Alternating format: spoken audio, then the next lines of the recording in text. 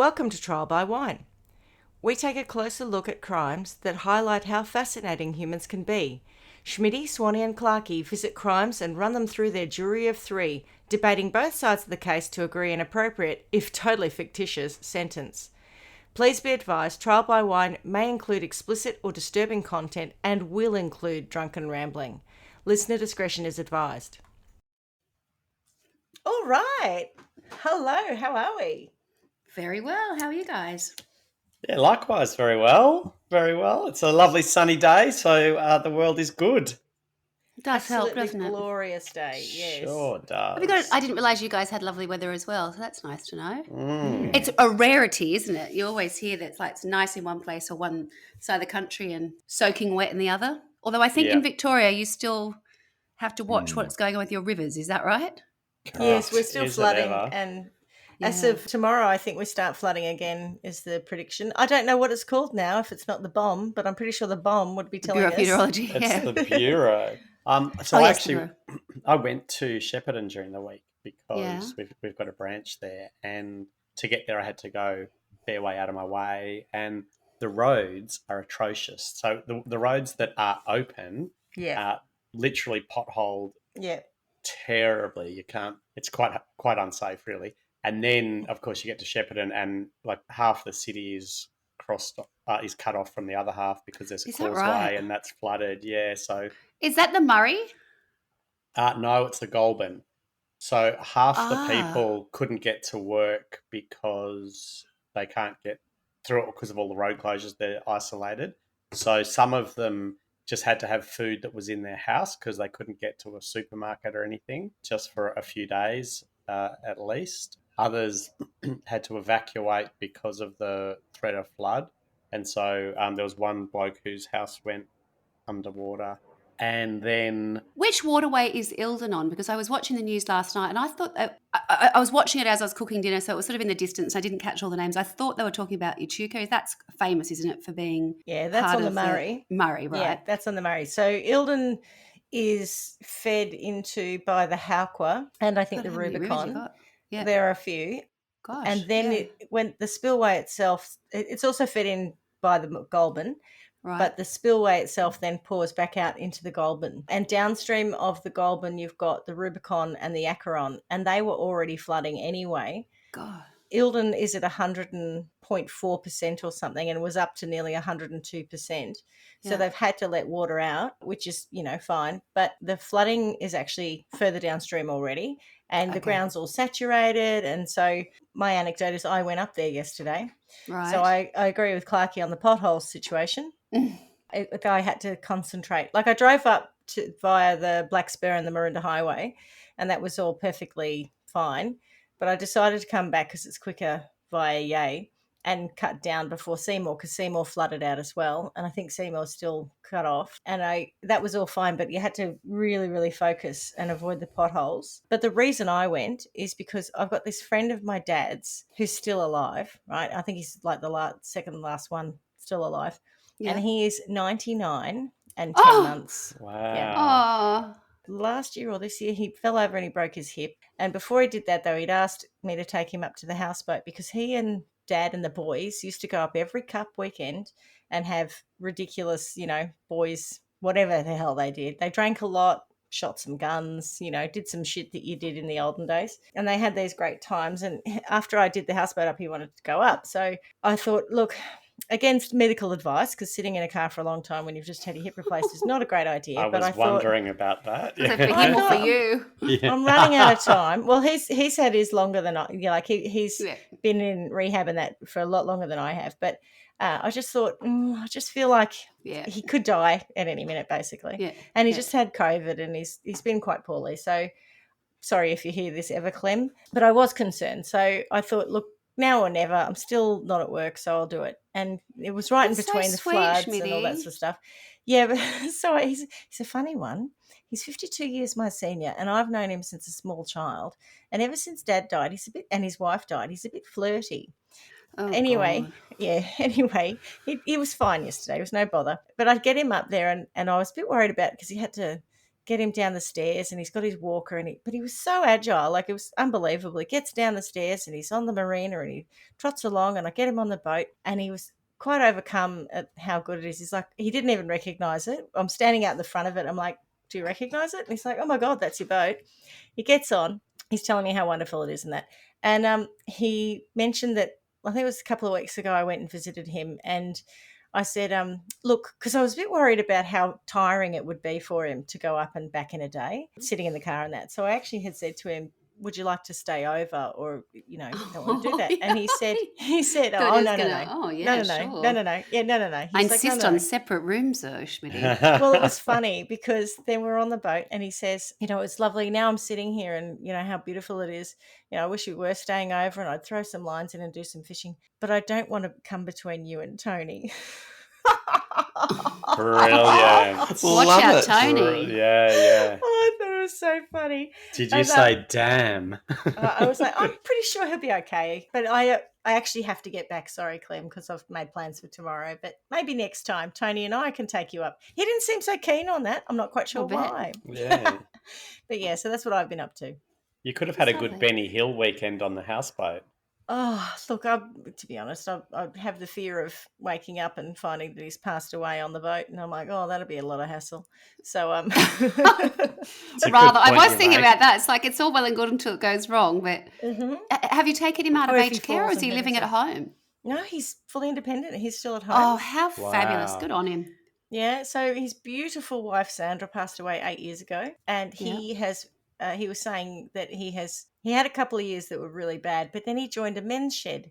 And he gets incredible value out of this men's shed. He goes 2 or 3 days a week. I don't know what he does. He makes stuff. He gets little projects and that. But it's created an environment of male friends for him. Yep. So he's got lots of mates from that, and they look after him. He's got beautiful neighbours who look after him. And since the fall and breaking his hip, he's actually got some help from the council as well. Yep. But no, he's still at home. He's got quality of life, so he's fine. Yeah, he's a bit annoyed because someone dobbed him in and said that he was medically unfit to drive, which made me laugh. And it was literally only a couple of weeks ago. And he got a note from Vic Roads saying, you know, we've been advised that you shouldn't be driving, so your license will be cancelled in 10 days or whatever the date was. And really? He was absolutely furious. Yeah, he was furious. So he goes to the doctor and he says, what's this about? And the doctor says, oh, I don't know anything about it. So then he gets a letter from the doctor saying that he is actually fit to drive. He rings up Vic Roads and he has a whole conversation with Vic Roads proving that he is perfectly fine and he can drive, and they want him to get a cardiology report. Anyway, at the end of the day, they have renewed his license, but he's only allowed to travel 10 kilometres. Daylight, yeah. Oh, okay, yeah. Well, I don't think he drives at night anyway. He just needs to go to the men's shed, the doctors and the supermarket. Yeah. So is it true that you can just report someone as being unfit to drive and they Tony's cancel response. It? Absolutely. Tony was livid. He's like, I'm shocked by that. Yeah, I agree. Yeah, so do I. Shame on you, Vic Roads. Anyway, so that's my Clemmy story for you. Nice. What about you, Swanee? Oh, nothing particularly. It's been a bit of a quiet time. I was just looking at something before I came in here. I seem to have... You know when you watch something on Facebook and then it sort of starts to suggest other things, so all of a sudden you seem to be watching the same things, but you don't know where it came from in the first instance, right? I watched something the other day and it's called Interventions, and it starts off with the warning saying, you know, it might be really distressing. So I'm like, oh, what's this? Anyway, it's about... And now, every afternoon, it comes time to collect the kids from school or whatever else, and I'm like, oh, God, I don't really want to get in the car because I really want to finish watching this, and I don't want to, you know, I've got another 3 minutes to find out what happens. But I've realised it's all about people with addiction to, you know, really awful. They film them, you know, at the height of their addiction, drugs, alcohol, and then there's an intervention. They send them off to rehab usually, and then whether it's successful or not. But I realise I have an addiction to interventions. An intervention. And as I was coming up, I said, oh, God, I know how it feels, people. I know what it is. I can't function anymore. But I keep watching things. I need to show my kids. They're the people who need to watch it because it's really shocking. Oh, God, what people do and what they look like, and then how much better they look after a relatively short period. So basically, I'm doing nothing, Clarky. What about you, darling? What are you up to? Oh, goodness. We Well, I've had my time in Shepparton, which was interesting, but I feel for a lot of people there. But I would like to tell you about what we're drinking. Oh. But having just talked about drug and alcohol addiction, what are we drinking? Yeah. Correct. So the reason I'd like to tell you is that we're having a Halden rosé, which is a very delicious rosé. It's a little bit like, it's very dark. You know those strawberry and cream lollies? Yeah. that are well, kind of. No, the ones that are hard more so. They were strawberries and cream. Hard nipples, exactly. Yeah, the ones that have been in the fridge. No, so it's got this lovely kind of creaminess to it, which I really enjoy in a wine. And I don't think anybody else tastes creaminess when they have wines, but I do with some of them. And it's very, very nice. So Shiraz and Cabernet fruit. Anyway, so the reason I wanted to tell you that story is because we went there to get some wine for Reggie because it's Reggie's birthday celebration weekend this weekend. So we're catching up with her and having lots of wine. Are you going to the Big Smoke or is she coming to see you? We're going to Dalesford. Oh, you did mention this. Yeah, which is exciting. And what's in Dalesford? What's it known for? Gay people. Yeah. Oh, really? Well, probably not so much anyway. It was a very big gay people thing back in the 90s. I heard a reference to this. Yeah. Just did this. That's going to bother me now. Yeah, where I heard it. Well, was it Galesford or something? I'll have to work out where I heard it. It's just a beautiful little town. Nice food and wine and stuff. Good to walk around. Not wine in the context of wineries, but no. Oh yeah, and of course, silly me, Hepburn Springs. So there's a whole lot of massages you can get. Yeah. Didn't they? Was it mineral water brand? No. Yeah, it is. It still is. It certainly reminds of the 80s or something. Hepburn Springs. That's where it comes from. Like Tarina Spa. Do you remember that one? No, Tarina Spa. I think I'm making that up. Hepburn Springs, Tarina Spa. There you go. What about everyone else? What are you drinking? Enough about me. What about you?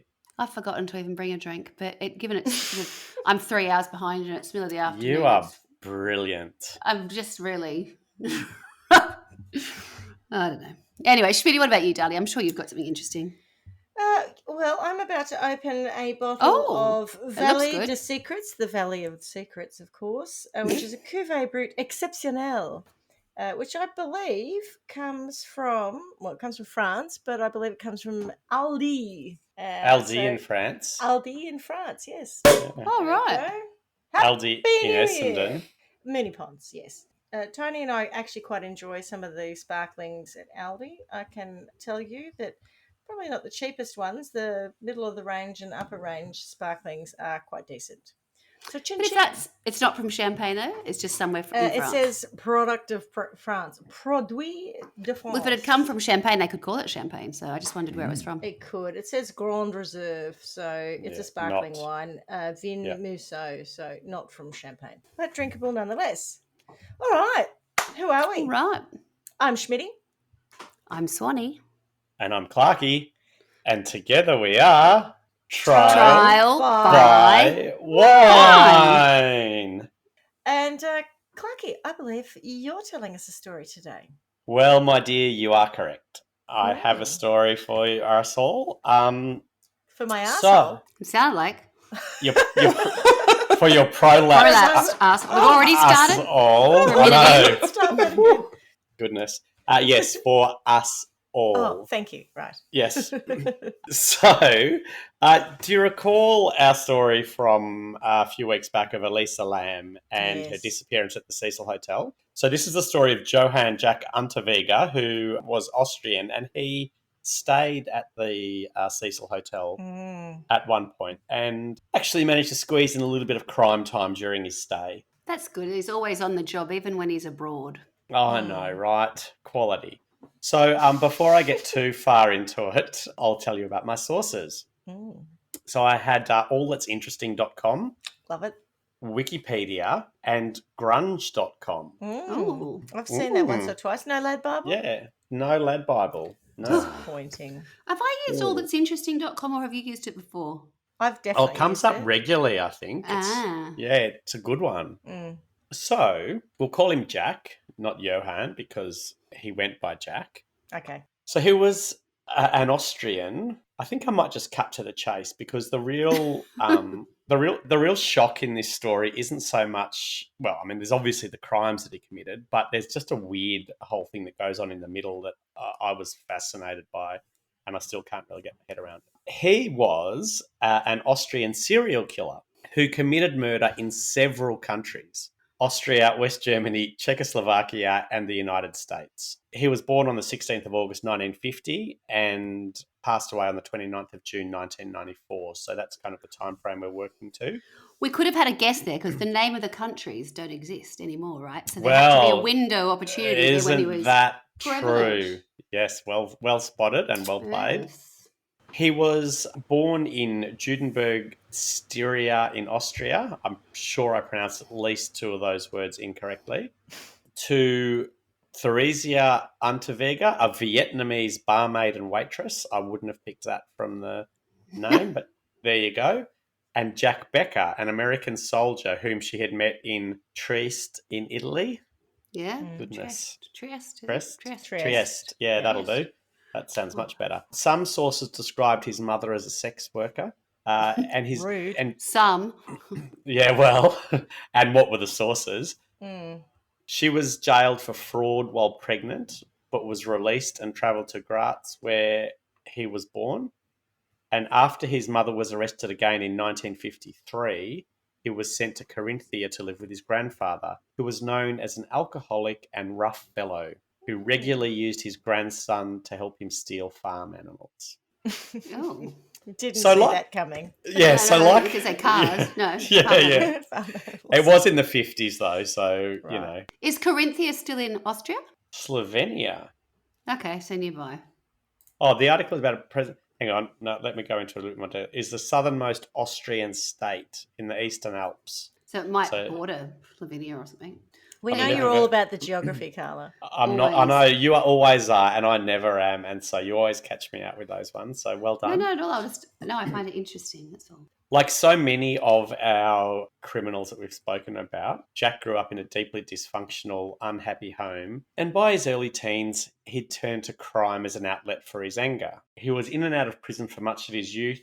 He worked as a waiter, but between 1966 and 1974, he was convicted 16 times, mostly for theft-related offences, but also for pimping and sexual assault on a sex worker. Yeah. He spent most of those 8 years in jail. So 8 years, he was convicted 16 times, and he spent most of those years in jail. He's one busy fellow. So in 1974, Jack murdered an 18-year-old West German national, Margaret Schaefer, by strangling her with her own bra, for which he was convicted. He claimed that he had seen his mother's face in Schaefer's eyes as he killed her. Mm. If Jack thought this would elicit sympathy because he had been abandoned by his mother in youth, he was mistaken and quickly sentenced to life in prison. Because everyone's like, we all see our mothers. Oh, so that's the end of the story, is it? Oh. Yeah, exactly. Like, thanks for sharing. There you go. Rightio. And once again, great story, Clarky. That was good. Yeah. Who do you want to sentence? Burley for making the bras. Yeah. Once again, life in prison proves not to be life in prison. That old chestnut. And I'll tell you why. So once behind bars, Jack seemed to be... Did he find God? And was he a model prisoner? No, it's part of the junior league. I was all over that. I totally went looking for that because I thought that must have been it. But no, something that we haven't heard happen. He seemed to be dedicated to turning his life around. Something profound seemed to shift inside Jack as he began to write. Previously illiterate, Jack learned to read and write and seemingly couldn't stop. He was a model prisoner, devoting his attention to furthering his education by devouring books. He began writing his own short stories, poems, and plays. Plays. Oh, yeah, I know, right? So his book, End Station Zuchthaus, Terminal Prison, won a literary prize in 1984. So in 10 years, he's gone from being illiterate to winning a literary prize. His autobiography, I'm going to try to say it in Austrian just for shits and giggles, but apologies to anyone who actually knows how to say this word. Yeah. Fegefeuer, which means purgatory.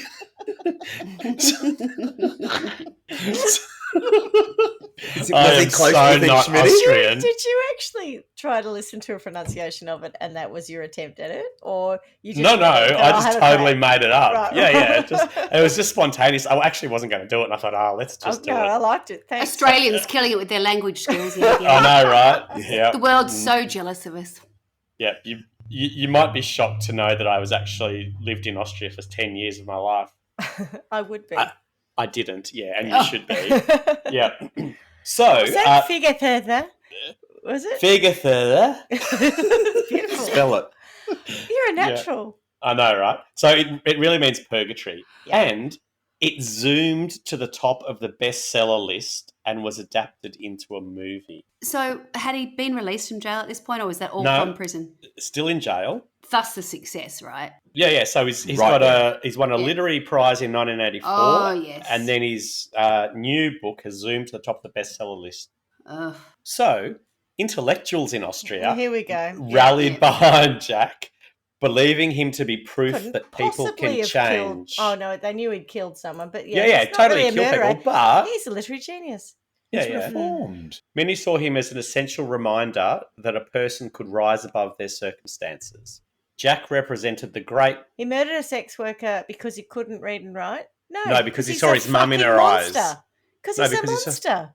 It doesn't matter whether he can read or write. Anyway, well, no, I think he can now. I think the argument we're having, though, is that if you learn to read and write good books, then it doesn't matter what you've done in your past. You're now worthy of time on this earth. Oh, I see. Okay, right. You're adding value to humanity. Okay. Well, only to the people who want to read it. He represented the great hope of intellectuals that through the verbalization of problems, you can somehow get to grips with them. We wanted to believe him very badly, said Humour, and I'm not sure why I have his name in here, nor am I sure who he is. So excellent researching, Clarky. You've nailed it. There were, however, some disconcerting signs within Jack's growing body of work that he hadn't completely shaken his obsession with murder and violence. Oh. Such as, no theme is more poetic than the death of a beautiful woman, he wrote at one point. Another of his odes went, you still seem strange and distant. No, it's all good. Yeah.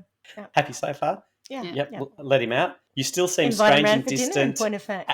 And lively death, but one day you will be close and full of flames. Come, lover, I am there. Take me, I am yours. I find the other one worse than that. That's just confusing to me. Nevertheless, the campaign to get him released worked. So like 15 years into his life sentence, the minimum required by Austrian law, he was released from prison in May 1990. So to be fair, there was an appeal and it went to a judge, and the judge said, no, 15 years is his minimum, so come back and see me when 15 years is up, which is good. But yeah, he's still got his 15 years. But he leaves as a published author with a degree of notoriety and the backing of academics. Correct. Yeah, absolutely. Ah, interesting. Which is important. Yeah, I'm sure it will be. The prison governor declared, we will never find a prisoner so well prepared for freedom. Oh. Doesn't this sound nice so far? Feeling warm and fuzzy? Yep. What were the statistics at the time for recidivism? Yeah, who is it? It means people who reoffend who've been criminally convicted, recidivist.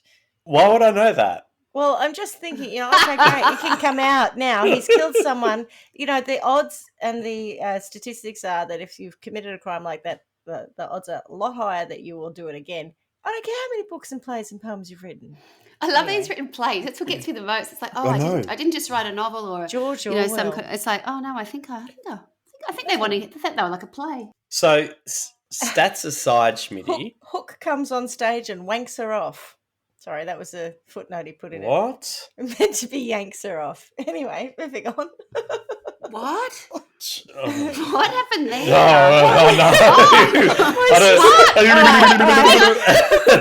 100 years ago, my sister was directing right.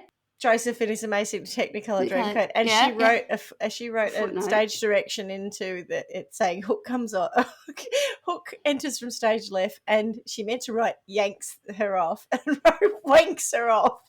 Oh God! To which we found very amusing. Because there was no context. I thought we were talking about Captain Hook, so then I'm just going, how does that work? Is that some? Is that a serial killer reference? I know. That's so disturbing. That's not what I meant at all. I was really talking about miswritten play. We were talking about plays. That's what I was thinking. Yes, of. Got it. Whoopsies. Right. Good chat. Okay. So too dark. I have to liven myself up. Go on. I understand that I don't have the stats, and so my bad. But no, not you. You're absolutely correct. System right? of the time. Yep. Once again, you just know how stuff works. How long do you reckon it would take for another victim? For him to reoffend? Same week he got out? Well, no, not that quick. Oh, all right. What do we know in sort of what circumstances he was released? Like, did he have to have a parole officer look after him or anything, or was he just a free man? No, he's a free man because they'll never find a prison so well prepared for freedom. So he's cut free, go and live your life. Is this when we know he's off on holidays in the US, or is he still like going to set up life? He's only killed one woman at this point in time. So that's like he said, he'd killed in Germany, like lots of places. A year? So just 4 months later. I was going to say 6 months, but you know. Right. Well, there you go. It was only a guess. Yeah, it was good. Not good even guessing. trying to be a good boy, right? Like I know, right? Like seriously, 4 months later, after being a model prisoner ready for release, a prostitute was found dead, strangled with her underwear, just like Margaret Schaefer. But no one Didn't thought even change his MO. Couldn't have been. No, exactly the same MO. So you'd never connect those two together. The body count rapidly increased. 7 more women were murdered in the subsequent months, each following a chillingly similar pattern. The victims were prostitutes who had been strangled with their bras, then dumped in the woods. No one was watching him? Like what? I know it's not computer or just maybe times. checking in on him, yeah. No, so it was. Wasn't it 1990? Well, yeah, but the first one wasn't. So the first one may have been hard to... okay. But if you just... I would have connect. thought... yeah, maybe you're right. I don't know. But you'd think if there's an appeal to get him out, there would be enough people aware that maybe he's not the model prisoner and we should understand what he did. That's a good point, actually, because I would just assume that everybody knows, but perhaps it has sort of slipped by if he's been in jail and come out. But I just thought because he had such notoriety... Like, this is ringing some bells. Anybody? That he was a recidivist. Anybody? That's right. Ring any bells? No, I can't think of anything that rhymes. No. So 7 women in subsequent months, and they were all like an echo of Jack's first kill. So just out of respect, the victims were Brunhild Massa. I'm going to murder names, but, I'll do it anyway. No pun intended. No pun, yeah. Oh, God. Ugh, kill me now. Sorry. Maybe start edit button. But not with my underwear. Ching! Oh, goodness. Okay. Apologies for the pronunciation, but I am going to tell you the victims' names out of respect. So Brunhild Massa, Heidi Hammerer, Elfried Schrempf, Sylvia Zagler, Sabine Moitzel, Karen Eroglu Sladky, and Regina Prem. And they were all aged between kind of early 20s to late 40s. And all of them were strangled with their underwear. Yes, and all murdered in the first year after his release. Jeepers, that's busy. So 4 months for them to find the first body, and then... Oh, right, and then a reveal didn't happen. Okay, it's like one a month almost that he's killed after that first one.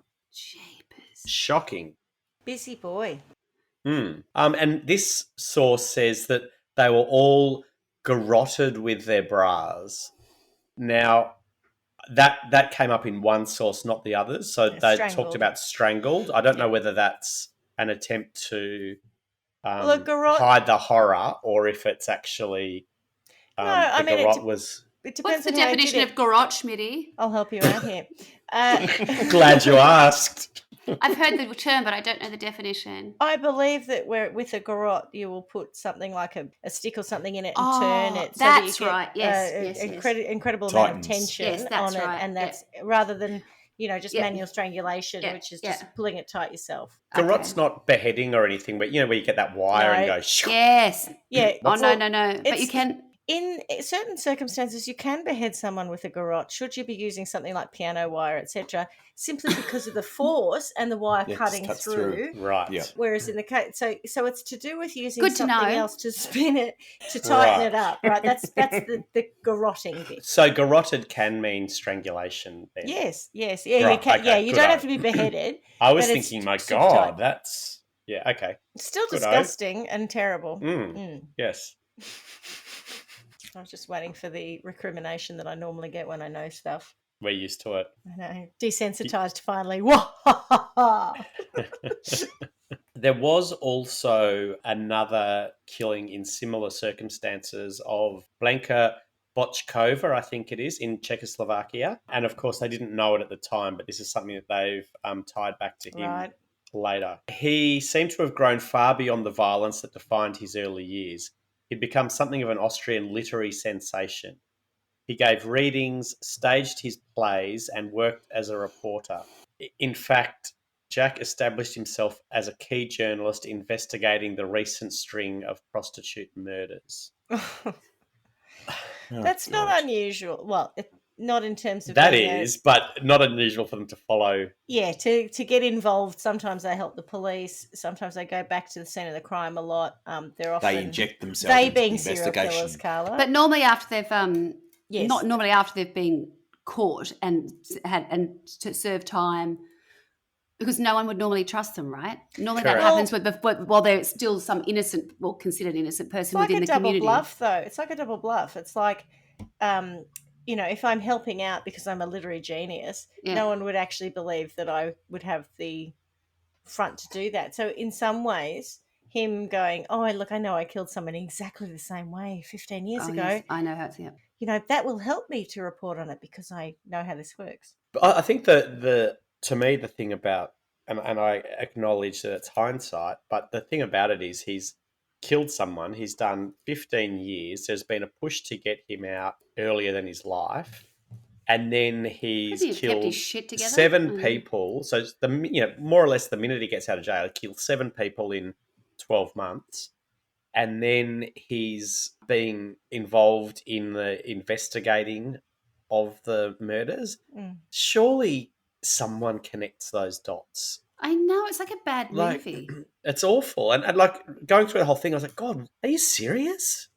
And he's still 7 more murders since he's been out, and he's still revered by the literary community. And you're not mentioning any names, but I mean, at this point, there'd have to be somebody within the investigative team, bureau, whatever else, who I'm quite annoyed with, in the sense that they're not doing any real due diligence on him and where he's at any point during the investigation, just as a precaution. True, but also you've got the issue that we're talking about. What year is this? Between 1974 and 1984. Yeah, 1990 and 1991. 1991, and these are crimes that are committed in Czechoslovakia. Oh, well, no. So 7 Germany, of them in Austria. There's 7. Yeah. See. So I think the bit I acknowledge that the 74 one would have been hard to know about, but I think if there's a push to get someone out of jail. You should have been. You'd have to be talking about at that time what happened. So there must have been some people in the legal fraternity who knew what he'd done as he was getting let out. So, he was a key journalist investigating the recent string of prostitute murders. Shamelessly, Jack interviewed Vienna's chief of police and penned newspaper essays about the deaths. Soon, his reporting work also brought him to the United States. In 1991, he was hired by an Austrian magazine to write about crime in Los Angeles, where he checked into, you guessed it, the infamous Cecil Hotel. He sought to investigate the differences between US and European attitudes to prostitution, including the terrible conditions suffered by American prostitutes. I mean... He should really be working in that area, shouldn't he? Oh, God. It's revolting. It's really quite almost a community service job he's doing there. Yeah, isn't it though? What a good guy. I'll let you know because I used to kill them. I killed one once. Yeah, I know exactly how. Yeah, but this she works. had much better digs. Yeah. She had nice underwear too. Goodness. Not like those American ones. They can't afford anything. It's terrible for the poor things. So he met local police, even going as far as to participate in a ride-along of the city's red light districts. Ooh. Oh, my Lord. During his 5 weeks in Los Angeles, 3 prostitutes were murdered, beaten, sexually assaulted with tree branches, and, you guessed it, strangled with their own bras. So these victims were Shannon Exley, Irene Rodriguez, and Peggy Booth. Authorities finally caught up with Jack after he'd killed 12 women in 4 countries. Far out. And how did that finally come about? Because, you know... I'm glad you asked. I can't imagine how it would have been pointing in his direction. What a surprise it must have been for someone to come across that. Correct. So by this point, enough bodies had piled up that Jack was beginning to attract the attention of local authorities on both sides of the Atlantic Ocean. Was it body 12 and everyone went, oh, maybe. Yeah. Worth having a second look at? If we get to a baker's dozen... Yeah. A baker's dozen, and then we're definitely having a look. That's unlucky. We can't have that. Police in Los Angeles matched the timeline of the prostitute murders with Jack's stay in the city. Then he fled from the US to Switzerland, then Paris, then back to Miami, where his story would finally begin its bloody conclusion. Oh. It was in Miami where authorities finally caught up with Jack and arrested him in February of 1992. So I must say that's fairly quick. In the end. I'm happy with that.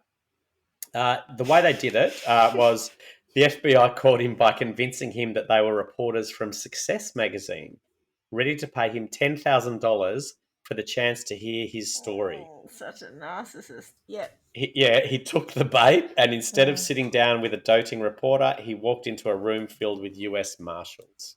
Good.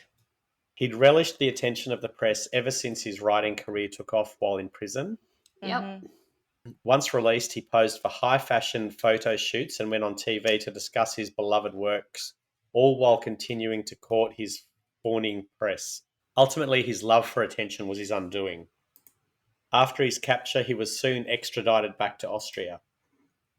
Still, many of his former defenders stood by their man. I was going to say that, and I was like, we'll send him back to Austria. It was like, we're his, revered with the academic elites. Oh, we don't believe a word of it. Come back, because we've put our names on the line here and said it. So this can't be true.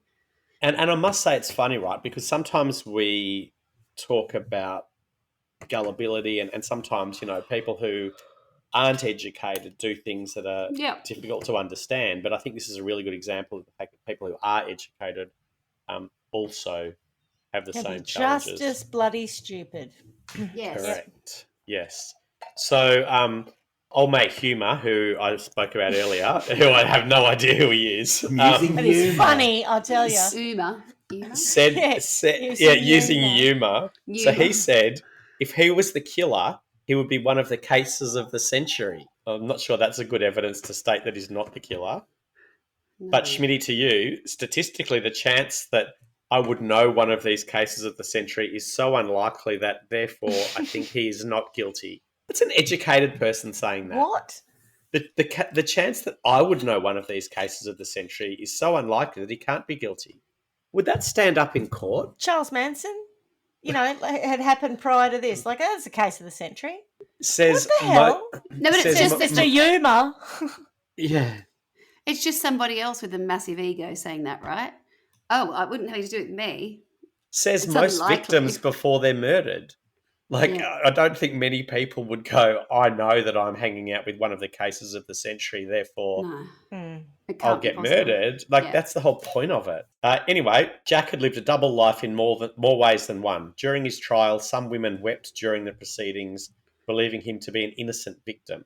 Other women testified to his unsettling behaviour. Eventually, several factors, including his lack of an alibi, led to his conviction on the 29th of June, 1994.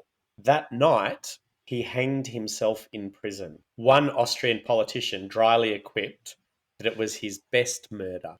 I like that one. I'm happy with that. I cannot bear going back into a cell, he had said after his capture. He stayed true to his word and chose death over incarceration. Following his death, even his former defenders acknowledged that they had fallen for a myth. Old mate Peter Humour, who is also known as Using Humour, at the time I genuinely believed that Jack was a reformed man, but now I feel I was deceived and Really? and that I am partly to blame. I think you were deceived yourself, mate. Yep. Yes. And that, my friends, is the story of Jack Unterweger. Oh, my God. That's so infuriating, isn't it? It's just shocking. It is. It's like, how did everybody just turn such a blind eye to it? Were there any, I suppose you would have mentioned it if you found them, but I'd love to know. I could imagine everybody trying to cover their ass after that, right? Everybody who's involved in... Yeah, maybe that's why in Austria there were so many women were murdered. And only 3 were murdered in the US in 5 weeks, and they were straight on it. So I think there's something to be said for that. Yeah, so the people in Austria are like, no, nothing to see here. No. We don't want to support that hypothesis because that would go against what we got about. Can't be anything to do with us. Yep. Yeah. We totally didn't let an unreformed serial killer out so that he could kill 7 people in 12 months, then allow him to get a job in America reporting on prostitutes so he could kill more people on his own cases. The dumbest thing is that, like, why let him out? He was writing good shit in prison. Like, if you love the work that he was doing, why let him out? Correct. Keep him there. Yep. Yeah, plenty of time. Yep. Isn't it funny though that because someone starts writing good books, they then all of a sudden are a reformed person?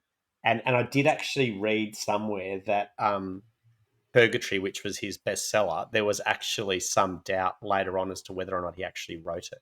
Oh, interesting. So I don't know who would have written it, but it's fascinating that someone can go from being illiterate to writing best-selling novels and winning literary prizes. There's a lot of time in, like, he may have had a great imagination. He may have had a good spoken vocabulary. And then when he gets into prison, he gets the time to get the education that he hadn't had prior. So I don't know that I find it that odd. And he obviously just then dedicated himself to that craft. Yeah, I think it's fair to say that it's odd because it doesn't happen that often. True. But then, I think possibly the other thing is that if he hasn't gone down the path of the standard education, maybe his view on the way you write things is very different to the way that you get taught to write things. And so that might have made it a bit more impressive if it was well written, but in a different style, I guess. Mm-hmm. Could be. Don't know. Don't speak Austrian. Can't read it. And I don't think it'll translate that well. Can't pronounce it very well either. Can I have a look at a photo of him? Yeah. Yeah. So what was his name? Johann. I can get one up on the. Yeah, I can put one up on the screen if you like. Unterweger. Yeah. Oh, there we go. He's moderately ordinary looking. Not bad. I think he's not. He doesn't look like a serial killer. Famous, but they never do, right? Exactly. Yeah. What happened to Clarky? He thought he didn't look like a serial killer. He said the chances of him knowing somebody who is a serial killer is so slim, therefore he's innocent. That's what Using Humour said. Yeah. Come on, mate. That's not how you determine guilt or innocence. I think the chances of knowing a serial killer are probably higher than you realise, but you might never know that they are one. Also, when the person that you're talking about has been convicted of murdering somebody in the same circumstances as so many other people. True. I don't know, mate. True. Oh, sweet. I've just found this thing on ranker.com. And on what? Ranker. I've used it once before. I don't know why it's That's what I thought you said. Yeah, ranker.com. It says he produced a comes literary from works, the left and reading off stage. including children's stories. Yeah. Excellent. He got his nickname the Poet of Death because he was, by all accounts, a gifted writer. People rallied around him as an example of prisoner reform. He wrote about his struggles as the son of a sex worker and about the hardships suffered in prison. He painted himself as the victim instead of a killer. Yeah. It's just fascinating, though, that he can kill so many people so quickly while still having people think that it's not him. Yes. Someone wrote a song about him, didn't they? The only boy who could ever reach me was the son of a Son sex of a preacher, worker. mate. Of a prostitute. Oh, Yes, gross. he What a was. life. Yeah, right. So I'm happy to go to sentencing. Yeah. Go on then. Look, he doesn't get off by killing himself.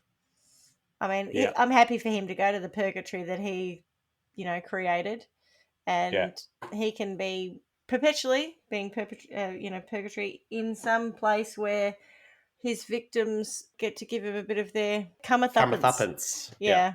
But I also think all of those academic / highbrow idiots who just chose to not see a danger because it didn't matter to them, or what mattered more was this literary genius and this brilliance.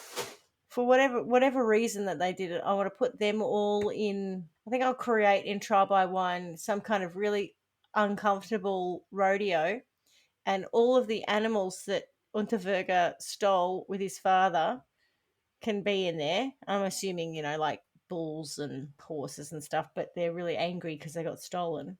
Dragons and crocodiles. Yeah.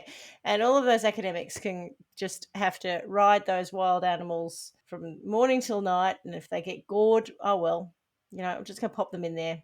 I don't know why I came up with a rodeo, but I quite like the idea of it.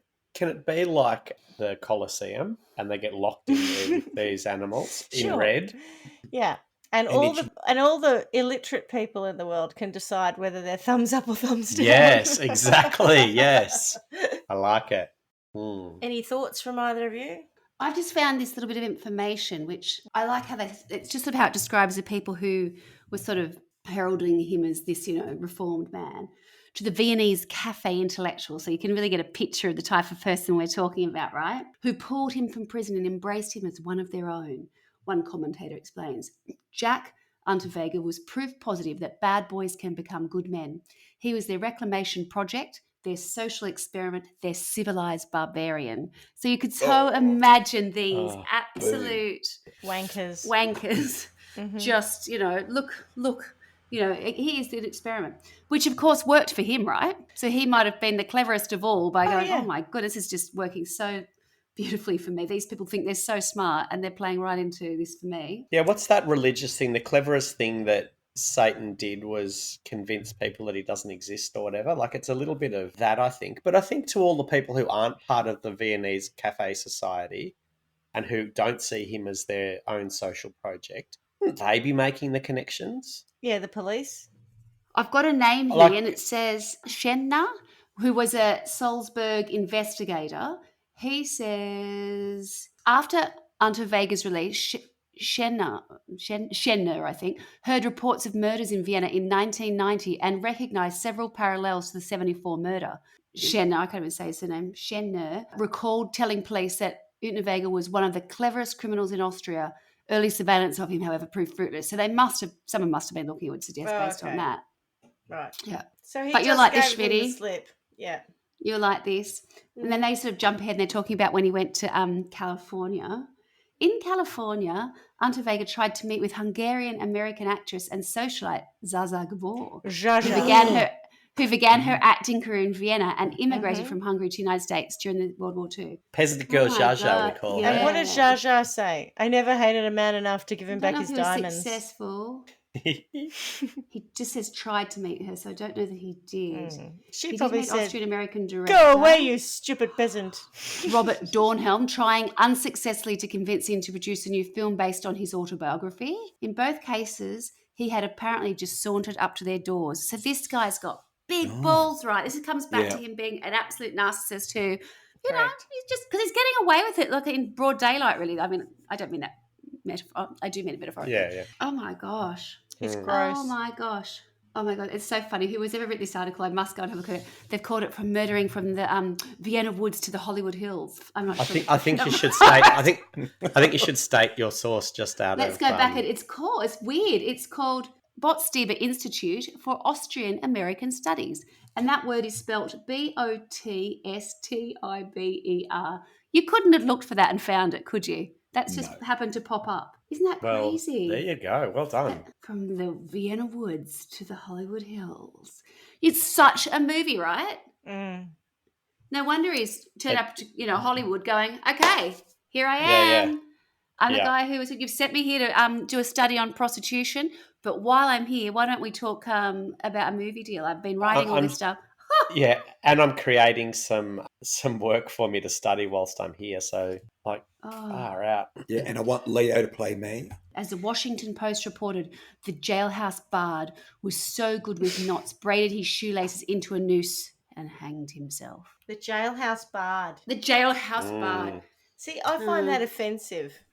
Again, well, yeah, Bards would find that offensive. The bard, being Shakespeare, would find that highly offensive, yes. So I think that I want to title it Prostitute's Revenge, because I think that they all need to have a way of getting back at him, because I think he's clearly a horrible person, but I'm not sure that the prostitutes are necessarily the ones who are going to have the violence in them. And if they want to, they're more than welcome to, but I don't want to force them to.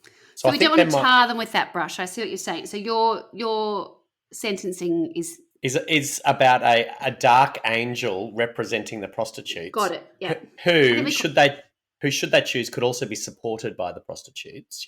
They can more than happily join in if they want to, but I don't want to pressure them. But yes, let's not paint them with that brush.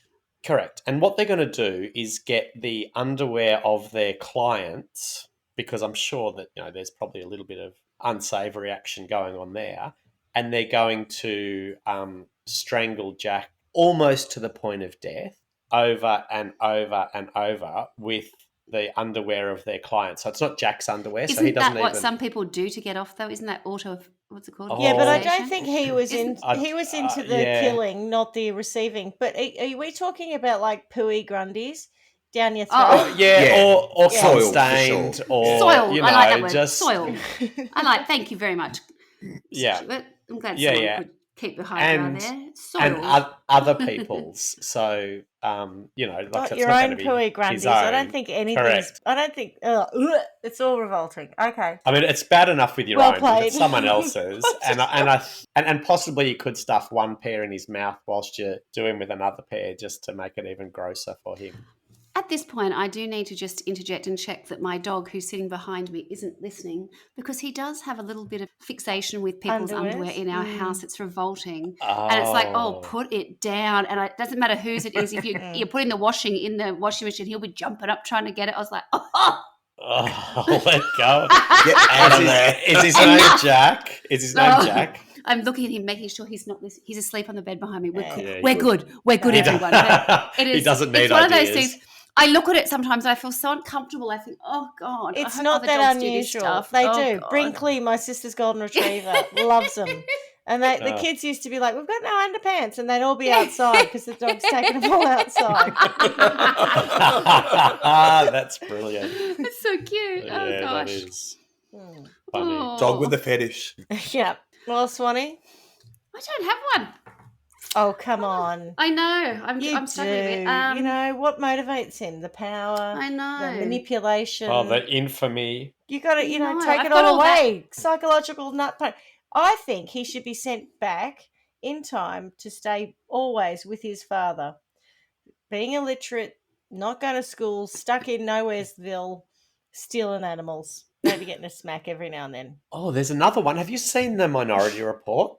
Is that a movie? So yeah, it is. No, I haven't seen it, but I know that name. Yeah. So what I'm thinking is, what if there was actually secret footage of his 1974 murder, and whilst he was at one of his media events where there's people everywhere and he's got cameras on him and everything, there is a TV screen that starts playing the footage of him murdering one of the prostitutes. Or we put a thing on his head that reads his thoughts and puts it onto a screen so everyone can see that beyond his I'm an intellectual genius, I have a deviant need to kill women. I think Carla's dog's found the underwear. I know, he's hurt. Yeah, now he's underwear. woken up. He's aware. What's Arthur? Grundies.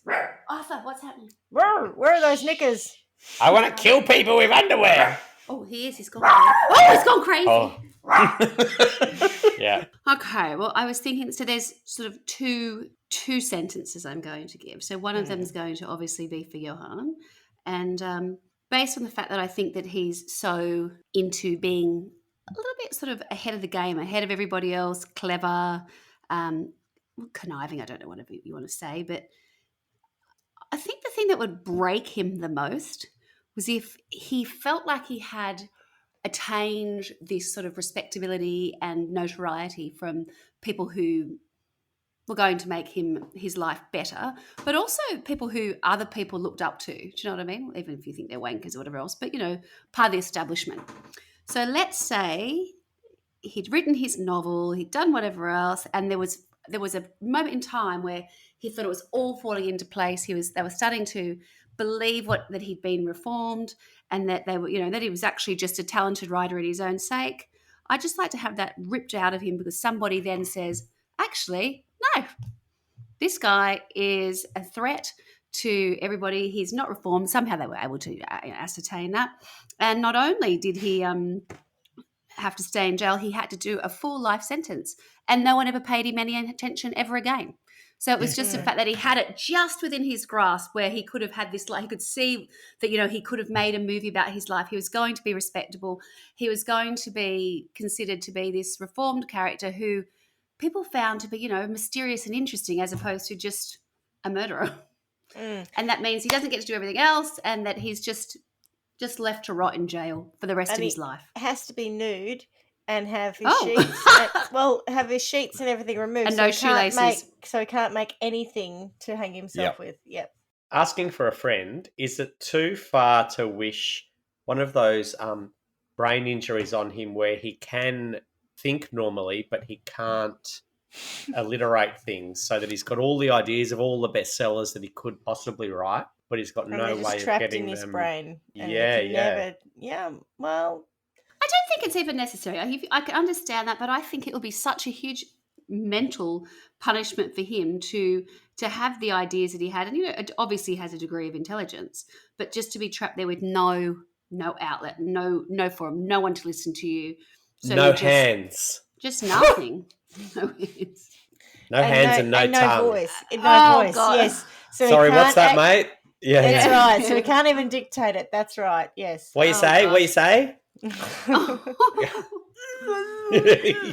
Right. Every time I think I'm taking it too far, I'm cool. You just step back, and the rest of us jump in for you. It's done for me. Hold my beer. The track. And the other people that, and again, I don't really have a name, which is probably not such a bad thing, but there must have been some people within the context of the Austrian police force, or whatever you want to call them, their equivalent of the FBI. Yeah, I'm onto them now. How could I punish them? It would only take one or two of them to have done a little bit more to find something, right?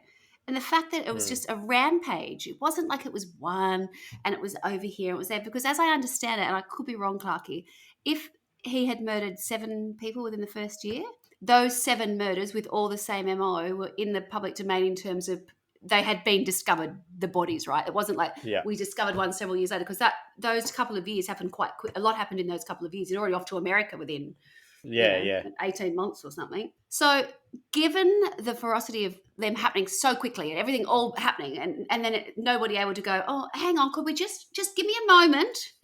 Just give me a moment. I'd just like to have a chat to this gentleman over here and really go through what, he's working on with respect to prostitution. Oh, I don't really want to say this. It's a bit gross. Really, do it. Maybe it would be, it might have heightened their sort of sense of response if someone in their own life had something happen to them. Oh, so there it is. Psychological pretty awful. Shit, pretty awful. You are the motivator. Like, far out. You can get people to do things they just don't want to do. Oh, I love the look on your face where you're like, I feel so bad. I feel so awful that I just said that, but that's what came into my mind. Right. It's true. Yeah. It's like, if you're not going to fucking wake up, I think you're asleep on the job. And what would make this a little bit more real, closer to home, give you a sense of urgency, get people with the right, really looking at this? Maybe if someone a little bit closer to you had said something happened to them, then it'd be like, or not a sex outrage. worker, because the issue here is that sex workers' lives aren't important, and correct. The outrage. These people are just where was the outrage? Yeah, exactly. Totally. Yeah, I think this happens time and time again. Exactly. I think that goes it's not just for this case. a lot of them. Like it's not even just the police. I would have thought the media would cotton on to that. I don't. Well, I don't know who I'm talking about, but I'm talking. I'm not talking about a policeman. I'm not talking about an investigator. You're right. I'm not talking about a news. Surely.